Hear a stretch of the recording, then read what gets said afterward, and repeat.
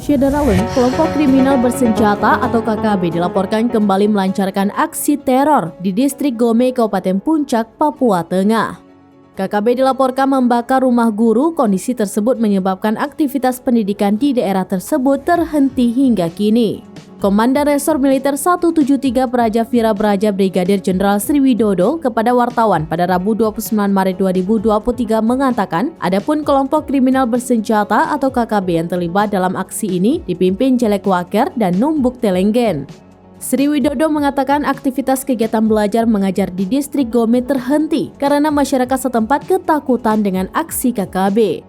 Tujuan aksi tersebut sebagai ancaman agar mereka tidak berhubungan dengan aparat keamanan. Ia pun menyatakan telah menginstruksikan anggota TNI di Gome untuk mengejar para pelaku pembakaran ketiga unit rumah tersebut. Anggota juga bersinergi dengan aparat kepolisian setempat untuk melaksanakan patroli secara rutin di distrik Gome dan sekitarnya.